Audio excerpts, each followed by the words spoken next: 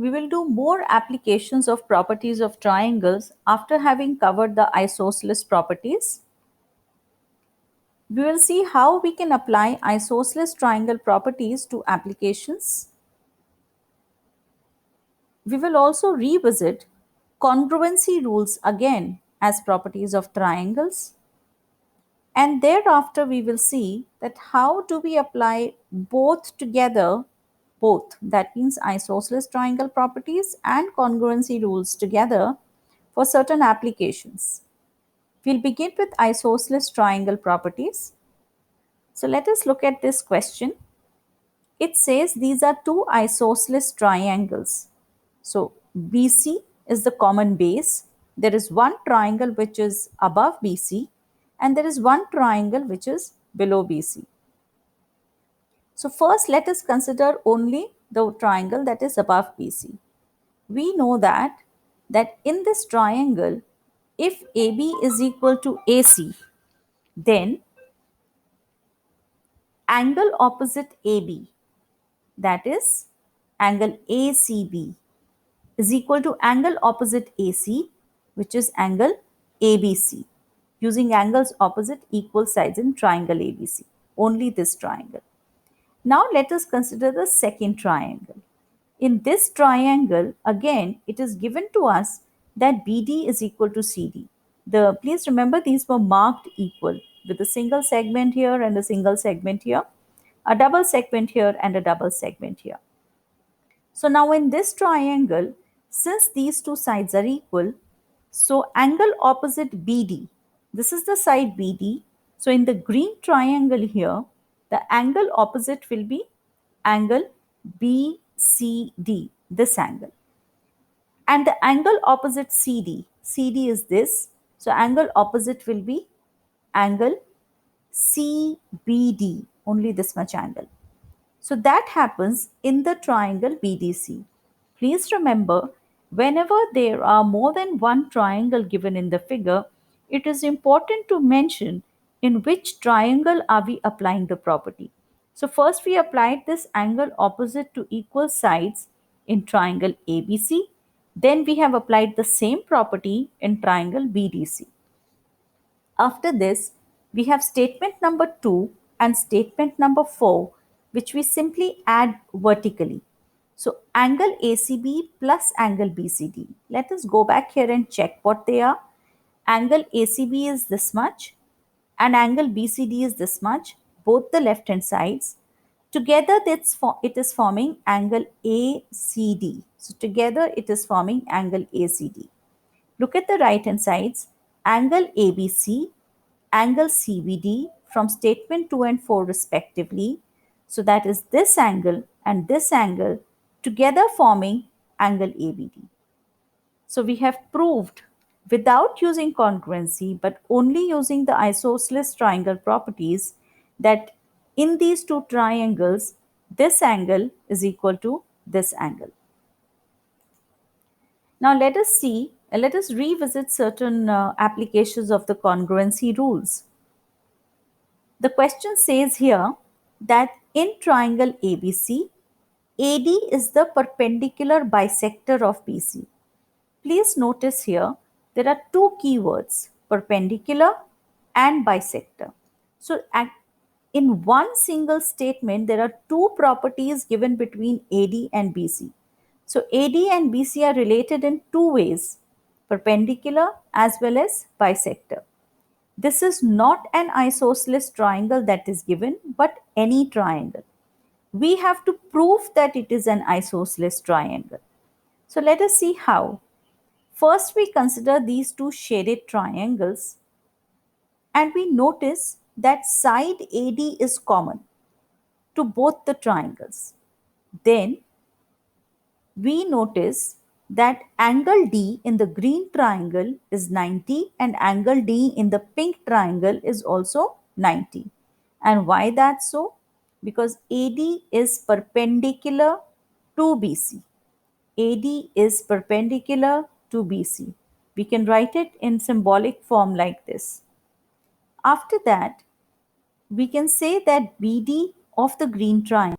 So we have BD of the BD of green triangle equal to CD of the pink triangle, the triangles become congruent to each other, and now the first and the third alphabet making AB in the first triangle, first and the third alphabet. So we pick up the same positions, first and third here, first and third here. First and third in the second triangle make AC. So AB and AC are the corresponding parts of the two congruent triangles. Hence, they are equal to one another. So we have been able to prove that if AD is the perpendicular bisector of BC, then AB will always be equal to AC. Implies A is a special point on the perpendicular bisector of any line segment which is equidistant from B and C. That means if I take a point, let us say X here, so XB will be equal to XC. If I, let's say, take point T here, then TB will be equal to TC using the same theorem. Let us look at another application. Now in this figure, see, please read the statements and to prove very carefully because the diagrams look alike. In the previous question, the triangle was not isosceles. In this question, the triangle is isosceles. In addition to that, AD is an altitude, but not the bisector. Implies D is not given as the midpoint. And we need to prove that D is a midpoint because AD bisects BC means that AD is cutting BC into two halves. So that information which was given in the previous application is to be proved here. And this is an additional information to be proved. So we again take these two triangles. We have these two angles given as 90-degree. We have AB equal to AC given to us, and we have AD common side to both the triangles. Now please notice here, these angles are 90-degree each.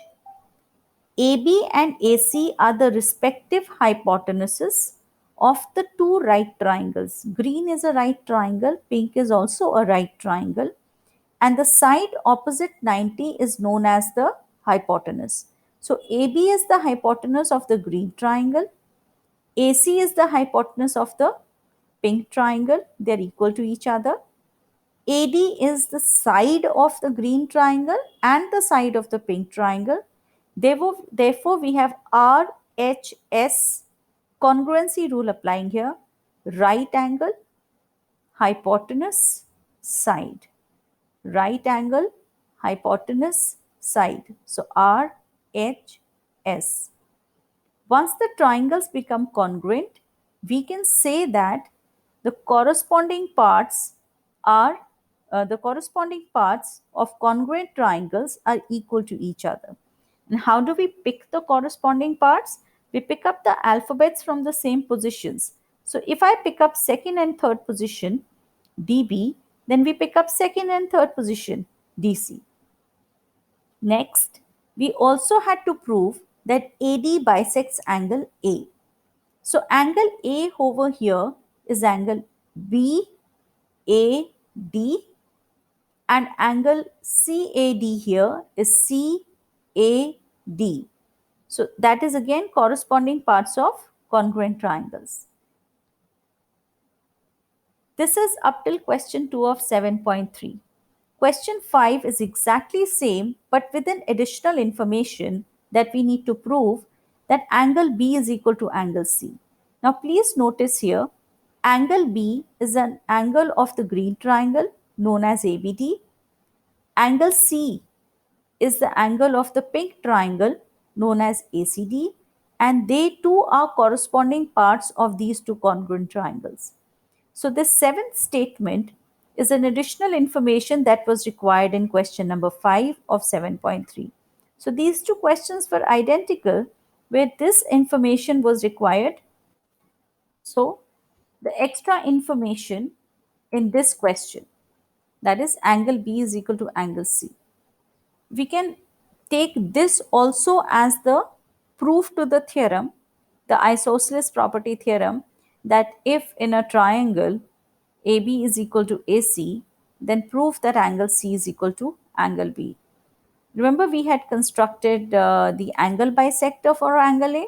So instead of angle bisector, if we construct an altitude, we will again be able to prove the same theorem.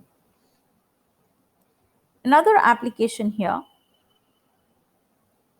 ABC is a triangle where it is not isosceles. However, there are two altitudes, BE, which is an altitude on AC, that means this is 90 degree. CF is an altitude on AB, that is 90 degree. And it is given to us that BE is equal to CF. It says altitudes are equal. This is a complex statement, so we need to read it carefully. It doesn't say that AB is equal to AC. It's not an isosceles triangle, but altitudes are equal. And we need to prove that it is an isosceles triangle ultimately. So let us see. First, we considered these shaded triangles. They kind of overlap each other. They're not properly shaded here. This should come up till here. So let us see. This angle A, this has to come up till here. This angle A is common to both the triangles, the green and the blue. Angle CFA and BEA. Please see. CFA is this angle. BEA is this angle. And they are both 90 degree each. CF is equal to BE. Given to us, altitudes are equal. Please remember, altitudes are equal. So CF is equal to BE. So now in the green triangle and the blue triangle, we have angle A, this and this. So angle, angle, side. Similarly, in the green triangle also we have angle, angle, side. So we have the property angle, angle, side applied using statement 1, 2, 3, and the two triangles are congruent. Once the two triangles become congruent using AAS, we again apply corresponding parts of congruent triangles are equal. So we pick up the corresponding alphabets, first and second, first and second. They correspond, the positions correspond to each other. So AC is equal to AB using CPCT.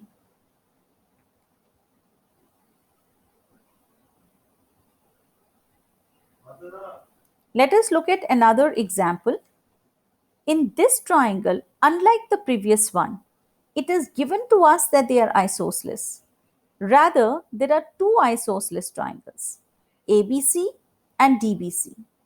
And then we need to prove a couple of things here. So we'll gradually take one by one. First, consider these two shaded triangles because we are going by what is given here. We need to prove this. So we are shading these two triangles here and we'll see what all we can get. So we have this information regarding these two shaded triangles, the blue and the green here. AB is equal to AC. Why? Because triangle ABC is isosceles. DB is equal to DC. Why? Because triangle BDC is isosceles. However, DB is also the side of the blue triangle and DC is also the side of the green triangle. However, they are equal because they were also the sides of triangle BDC, which was isosceles. Next, this side is common in both. So now we observe that this side is equal to this side is equal to this side is common. All the three sides are equal. So S, S, S. S stands for side here. So side, side, side. Triangles become congruent. We need to be careful how we name these triangles. We need to ensure that the alphabets that are placed here are in the same positions. So AB and AC both in the first and second positions. DB and DC, DB and DC both in the second and third. We have AD and AD in the first and third position here. So the triangles are congruent. Now, angle A, first position, angle A, first position, are equal to each other because they are corresponding parts of the two congruent triangles that we had just taken here. Now, please observe here, angle A, we cannot use as simply angle A because we do not know whether angle A is this much, or the total angle A. Hence, whenever the angle is divided like this, we must use three alphabets to name the angle. However, since this angle A is equal to this angle A, we have been able to prove that this line is bisecting angle A. Implies not only we have proved the first part, but we have proved the second part as well. So not only is it proving bisecting angle A, but also this angle and this angle of the two triangles. So this angle of the blue triangle and this angle of the green triangle are again corresponding parts of the congruent triangles BDA and CDA. Using these two, we can say that AP bisects angle A as well as angle D. This is the angle D here, and even this is angle D. So if it is bisecting this angle D, it is obviously going to bisect this angle D as well. So we have proved the first and the third part. Now let us shade the second pair of triangles that we have been inquired for, which are these two triangles.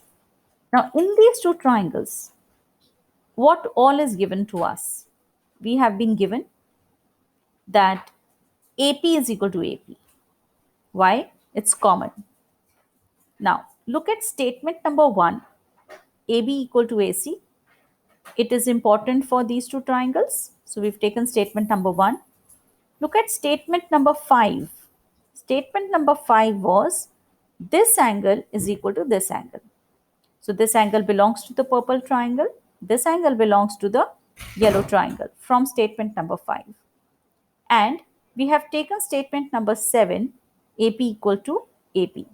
So from statement 1, 5 and 7, we have the purple triangle and the yellow triangle congruent to each other using side, angle, side. Once we have proved this, we will be able to prove that angle APB, that is this angle, is equal to angle APC, that is this angle, and also BP is equal to CP, because BP and CP are the corresponding parts of the congruent triangles. However, this angle P and this angle P are also forming the linear pair. Now, if the two angles are equal and also adding to 180, they have to be 90-90 each. So, we have been able to prove that AP is perpendicular because this angle has become 90, this angle has become 90, so AP is perpendicular. And we have also been able to prove that P is the midpoint of BC. So that means AP is also the bisector of BC. So from statement 9, that is BP equal to CP, and statement 10, that angle P is equal to 90, we prove that AP is the perpendicular bisector of BC. Let us look at this particular application now. It is given to us that these are two separate triangles. However, in the two triangles, there's certain information given to us. The meaning of the word median here is that if AM is the median, implies M is the midpoint. But median does not mean that angle M is 90 degree. No. It only means that M is the midpoint. We do not know the measure of angle M. It could be 90, may not be 90. But definitely M is the midpoint. It says Pn is the median, so N is the midpoint here. So a midpoint of QR implies Qn is equal to Nr, implies Bm is equal to Cm. And also it is given to us that AB is equal to PQ, AM is equal. So we've been able to prove that we need to now prove these two things. So first we take these two shaded triangles. We can see that AB is equal to PQ given, AM equal to PN given, BC equal to QR given, but BC and QR are not the sides of the shaded triangles. However, when BC is equal to QR, we can say that half of BC is equal to half of QR. Halves of equals are equal. This is the Euclid's axiom. What is half of BC? BM. Remember, M was the midpoint of BC. What is half of QR? QN. Remember, N was the midpoint of QR. So now the three sides, that is AB, AM, BM of the pink triangle, PQ, PN, QN of the green triangle are respectively equal. Hence, the two triangles become congruent using triple S. So, statement 1, 2, and 4 make the two triangles congruent to each other using triple S. Now, when they become congruent to each other, we have angle B and angle Q both in the center position as corresponding parts of congruent triangles, hence they are equal. Now, let us consider, after making angle B is equal to angle Q, the two total shaded triangles. So, in the purple triangle, AB and the yellow triangle PQ are equal to one another from here. Angle B is equal to angle Q from here. BC is equal to QR from here. Hence, the two triangles become congruent from equation number 1, statement number 6, and statement number 3 using SAS. Let us get back to now an application where the properties of isosceles triangles and the congruency rule both are applied to prove an application. Again, in this diagram, it is an isosceles triangle. It is given to us that AB is equal to AC. Please read that very, very carefully. If it was written in a triangle ABC, in that case, we will not take AB equal to AC. And it is given to us that BO is bisecting angle B. That means this angle is equal to this angle. And CO is bisecting this angle. This angle is equal to this angle. And we need to prove a couple of things. So we'll gradually take one by one. First, we take triangle ABC. So please see, we've got number of triangles here. So we'll take a few samples. So we first take this triangle and we observe that if AB is equal to AC, then angle opposite AB, which is this angle, ACB, and angle opposite AC, which is angle ABC, are equal to each other using angles opposite to equal sides in triangle ABC. Please remember, because there are multiple triangles, we need to take the name of the triangle here. If the two triangles angles are equal, then their halves are also equals. So the half of this and half of this is equal. So half would be this and this. That means this is equal to this and this is equal to this. So let us consider this shaded triangle now. In this triangle, we have been able to prove that this angle is equal to this angle from statement number 3. Angle ACO is equal to angle ABO and angle OCB is equal to angle OBC.